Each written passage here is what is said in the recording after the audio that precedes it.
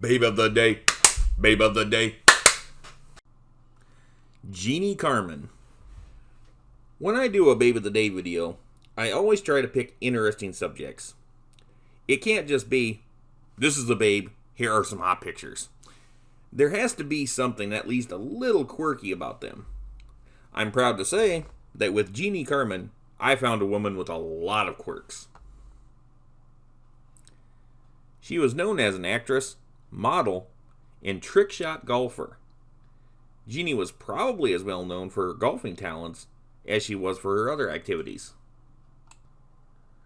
By the way, I do take suggestions. If you know of a woman who should be a Babe of the Day, share it in the comments below. She doesn't have to be an actress or that famous. I talk about women from all walks of life. Jeanne was born Agnes Laverne Carmen in Arkansas. Notice the O in her last name instead of an E, as well as the name Agnes. I've known people named Agnes and liked them, but it's not an attractive first name. When it came to developing a stage name later on, Jeanne was a good pick. A rare bit of intel that not a lot of people know, Jeanne had a twin brother named Donald. Her home life was not a happy one, and she hated her stepfather. Jeanne picked cotton as a child before running away from home at the age of 13. Jeanne went to New Orleans first, then, at some point, to St. Louis, Missouri, where she worked as a roadhouse waitress. It was here where she met Sandy Scott, an Italian aspiring opera singer. He was part of the off-Broadway show Burlesque, led by movie star Burt Lahr. Sandy went back to New York, and she followed him. In 1948, she came up with the stage name of Jeanne Carmen and tried to make it as a dancer on Broadway, winning a part in Burlesque. Her hair was naturally dark, and throughout her career, she was just as visible with her dark hair as she was being a platinum blonde. Usually, established actresses pick one color and ride it out forever, but Jeanne was well known with dark or blonde hair. She was 5'6", a pretty good height for a dancer, and also had the build. Her sparkling green eyes also drew you in, and she had an overall sultry allure. It's not the easiest thing to explain, but some girls just have a come-hither energy, and that's all there is to it. It was also in 1948 when Jeanne met her best friend, Marilyn Monroe. They were both young starlets, trying to make it big. Jeanne always called her Norma, Marilyn's real first name, because that's how she knew her. Although they were best friends for the rest of Marilyn's life, Jeanne was never in Marilyn's movies, which I find odd. But they had a lot of scandalous adventures together involving a lot of high-profile men. More on that later. Jeanne got married to Sandy in 1949 and divorced the same year. To add to her already budding list of quirks, keep this in mind. Back at that time especially, hot young girls who were trying to get into show business as sex symbols didn't get married. It takes away the illusion of being available. This didn't hold Jeanne back any.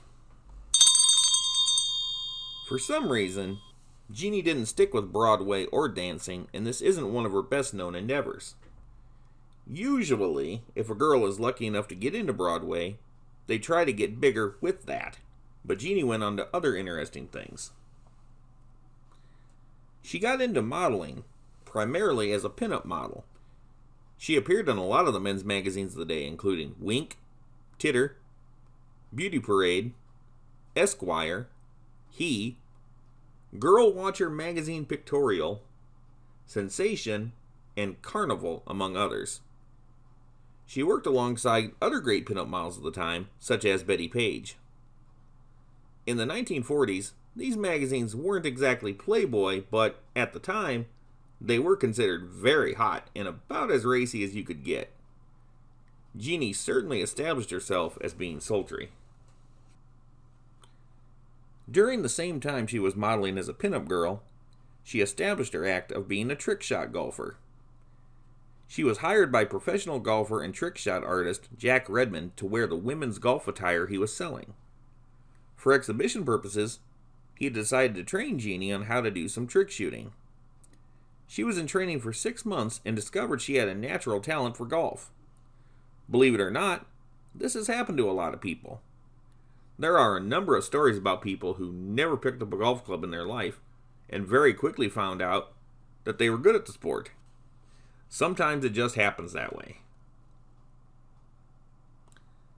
Jeanne appeared with and was managed by Jack Redman. They toured country clubs and county fairs all over the country. One of the things Jeanne could do was hit a golf ball out of a man's mouth. Jeanne's husband also traveled with her on these tours until they divorced. What caused the divorce is up for speculation. She was only 18 when she got married, which was a big problem within itself. Sandy was 15 years older than her, which was another problem. In addition to that, being married to an attractive girl, getting ogled by countless men can be a pressure. That was the business Jeanne was in, but I don't think Sandy was liking it. There could be other things too, like infidelity, but I have absolutely no idea about any of that. The only thing I will say is that Jeanne was a self-professed party girl, and she did some wild, wild stuff in her lifetime. At age 20, husbandless and on tour in Florida with her golf act, she met the gangster Johnny Rosselli. He worked for the Chicago mob, but as a liaison in Los Angeles. His whole job was exerting the mob's influence in LA and Hollywood. Rosselli took Jeanne to Las Vegas with him. They were a definite couple and stayed at the Desert Inn. Jeanne started using her golf talents for evil and became a hustler. It was here where she and Johnny scammed rich victims who bet unsuccessfully against her winning games on the casino's golf course. Some bad stuff went down, and Johnny threw one of the marks, who refused to pay his debt, off the roof of the Sands Hotel. Yeah, Jeanne was associating with some sleazy, even dangerous people. In 1951, Jeanne started getting on TV in the New York City area where she was still based. Whether Johnny had anything to do with that or not, I leave for you to decide. But it does seem odd that she was just now getting on TV, and soon after in Hollywood movies. Jeanne became Dagmar's replacement on Broadway Open House. This was the first late-night entertainment show on TV. The show only ran from 1950 to 52. Around this time, Jeanne also appeared on Bob Hope's early TV show. She hadn't been in show business all that long, but she was already starting to make some strong connections. Getting on Bob Hope's good side was a good thing for anyone's show business career. She was also on an episode of the 1951 talk show Mike and Buff with Mike Wallace, later of 60 Minutes fame, and his wife. She dressed up as an Indian princess to promote a movie that she was not in. Jeanne's first actual movie appearance was in the 1953 Bob Hope comedy, Here Come the Girls. It was an uncredited role, but it was in a Bob Hope movie of all things. This was a pretty good start for her film career. Jeanne never became a big actress, but she had regular work for nearly the entire time she was acting. She also became a darling of Hollywood society and was a hit at celebrity parties and in the gossip columns. Jeanne was with all sorts of guys, including Frank Sinatra, Elvis Presley, Errol Flynn, Jack Benny, and many others. Jeanne definitely played the field. There were a lot of wild sex parties, some of which had Marilyn Monroe join in on the fun. Jeanne has been nicknamed Queen of the B-movies, but it's important to state that she was never a lead in any of them, and her acting career only lasted for 9 years before she took a long hiatus. Her second role in 1953 was also uncredited, but in the popular cult film Strip-O-Rama. It was a fun little movie that featured burlesque queens of the day, including Betty Page and Lily St. Cyr, among others. It was filmed in color, and had better production values than most of the burlesque films of the day. It was meant to pull in a more mainstream audience, although it was limited to adults-only theaters. I've seen it, and it's not dirty at all, but back then, it pushed the mark of acceptability. For some reason, Jeanne took a 3-year break from acting, but came back strong in 1956 with the western The Three Outlaws. It was about the famous outlaws Butch Cassidy and the Sundance Kid. Going with her naturally dark hair, she played the feisty Mexican beauty Palomita. Jeanne ended up playing a lot of ethnics, but was equally known as being a platinum blonde. One thing the movies did for Jeanne, especially when she got talking parts, is show off her deep, seductive voice. Although she had been known for years already with her photos, Jeanne being on film really completed the picture. In 1957, Jeanne got a part in the Mamie Van Doren movie Untamed Youth that starred a lot of famous people like Lori Nelson, the rock star Eddie Cochran, and many others. She had dark hair again, but wasn't playing ethnic. That same year, though, she played an Indian girl named Yellow Moon in another western, War Drums. 1957 was a busy year for Jeanne. She also played Joe Besser's girlfriend in the Three Stooges short A Merry Mix-Up. Probably her most famous role that year, though, was as the brassy blonde Iris in the crime film Portland Exposé. All the movies she had been in so far, although rarely A pictures, all featured well-known actors. None of her B pictures were that much of B pictures. 1958 continued Jeanne's hot streak. She had an uncredited part as a camera girl in the George Gobel and Diana Dors comedy I Married a Woman. Another uncredited part was in the biopic Too Much Too Soon. And she got a part as a rodeo girl in the Mamie Van Doren movie Born Reckless. Also that year, she was in an episode of one of my favorite TV shows, 26 Men, which told true stories about the Arizona Rangers during the cowboy days before Arizona became a state. She also did an episode of The Millionaire. 1958 introduced her to TV parts, and it was a good move for her. TV ended up getting her more visibility than movie work. In 1959, she did another episode of The Millionaire. She also appeared in Riverboat and Have Gun Will Travel. Jeanne didn't give up movies, though, and appeared in the horror movie The Monster of Piedras Blancas, a knockoff of Creature from the Black Lagoon. This was the first time she did horror, and it wasn't a genre she did a whole lot. In her heyday, she was only in one more horror movie, The Devil's Hand from 1961. She wouldn't do another until much later in life. I'll get to that later.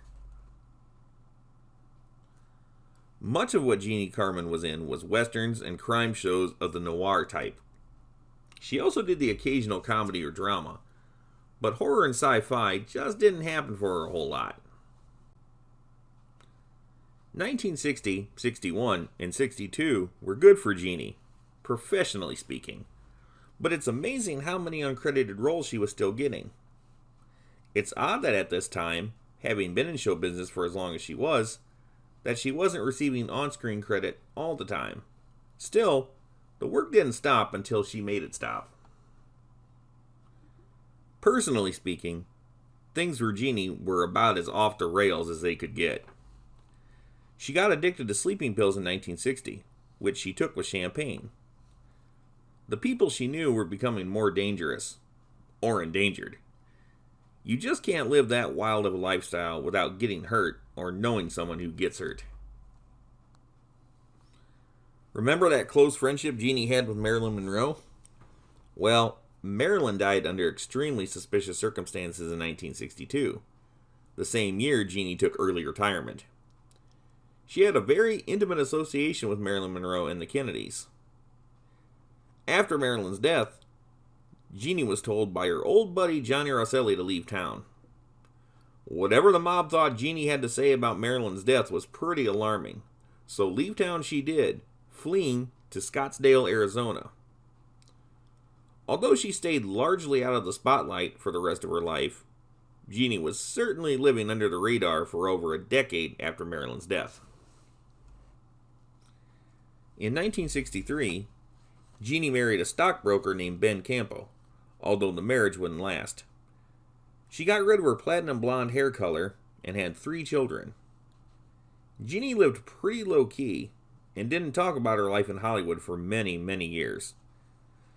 It wouldn't be until much later down the road that Jeanne would have the confidence to talk about Marilyn, the Kennedys, or the mob. What she had to say, and was willing to say, was extremely compelling. Sam Giancana, the boss of the Chicago mob, died a violent death in 1975. Jeanne's old buddy, Johnny Rosselli, was murdered in a bizarre fashion the next year. Years on, she would say how she believed Johnny killed Sam. Although she didn't feel safe enough to spill her guts just yet, she did move back to California in 1978. Her home was in Irvine, and that's where she lived for the rest of her days. Of all things, Jeanne started getting some media attention in the mid-1990s. That's an awful long time after 1962, but things started bubbling again. In 1995, she appeared in an article for the Globe tabloid, talking about her wild Hollywood sexcapades.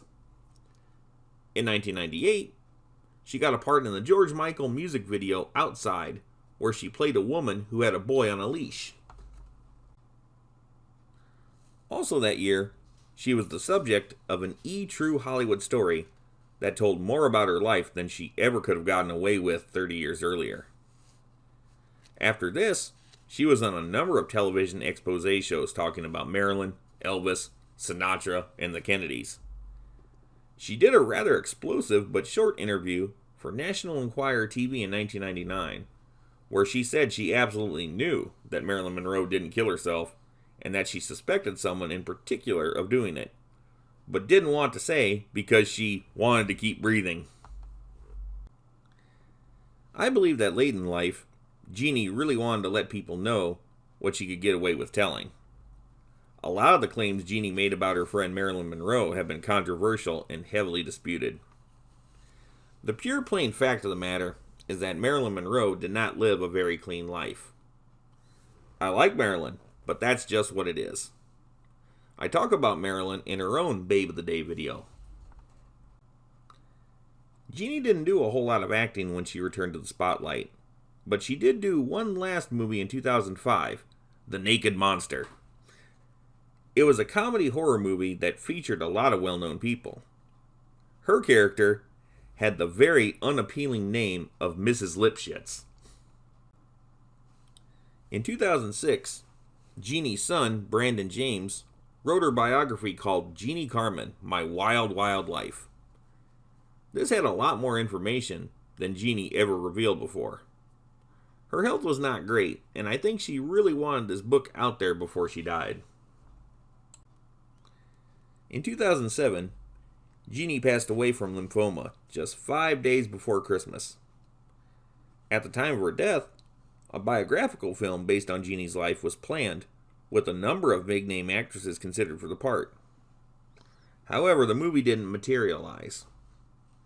Her life would, indeed, make an interesting movie. Odd enough, I think it would probably work best as a dark comedy than as a heavy drama.